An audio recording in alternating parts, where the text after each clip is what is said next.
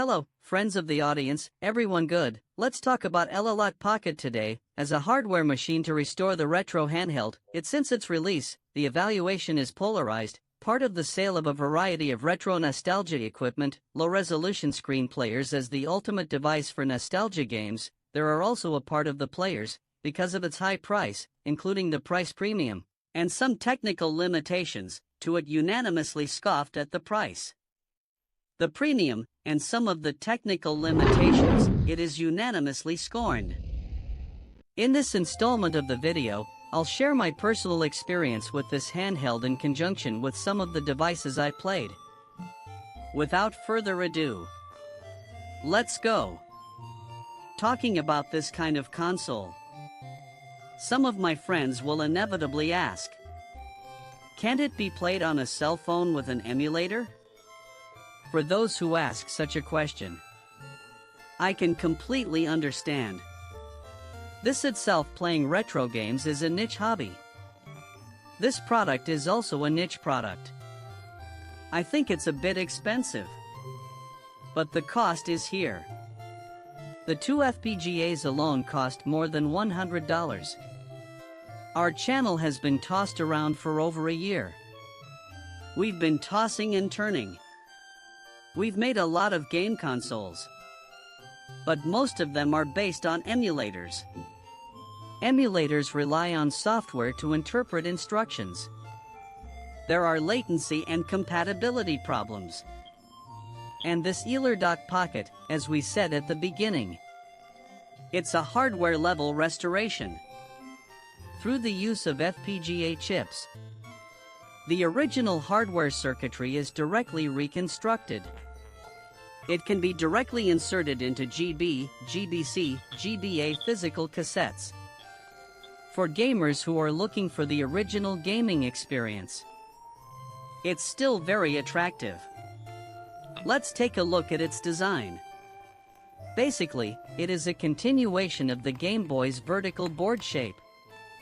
The lines of the whole machine are also on the route of microscopic. It has clear corners and angles. It's both nostalgic and modern. The body is made of matte material.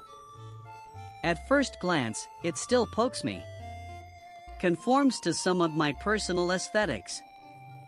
But after a closer look, the workmanship is still a bit unsatisfactory. The edges are quite sharp. The edges are sharp, and it cuts your hands when you use it for a long time.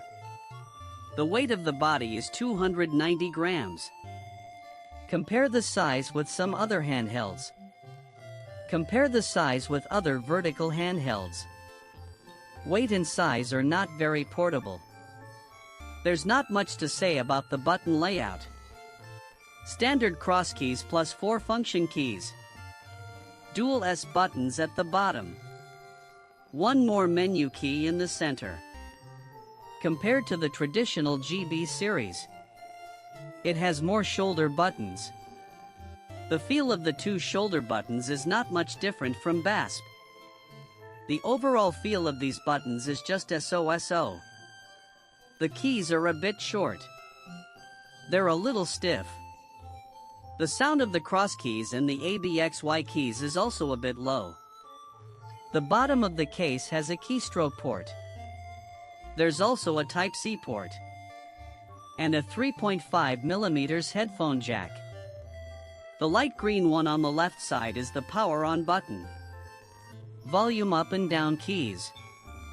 On the back of the case is a slot for a cassette tape. There is a TF card slot on the right side. Without cassette. Using Open FPGA. You can also play the games inside the TF card. Hardware too. In addition to its hardware compatibility. Another feature of the Analogue Pocket is its screen. The screen is equipped with a 3.5-inch LCD screen. The resolution is 1600 x 1440. The pixel density is a staggering 615 pbi. The gaming screen is very detailed. The colors are also very vivid. compared to the original handheld. It's a far cry from the original handheld. The original handheld didn't have a backlight. I've changed the backlighting on my GDP, but it doesn't have a high resolution. The Analogue Pocket is scaled by integers. The Analogue Pocket is scaled by integers, and its LCD screen and larger screen size makes it very easy to display GB and GBC games. The display of GB and GBC games is very clear and sharp. Likewise, it is allowed to customize sharpness, contrast, saturation. Some of the colors from the old Palm, as well as pixel grids and backlighting effects, can be restored. The screen can be used to play GB and GBC games. Can be said to be impeccable.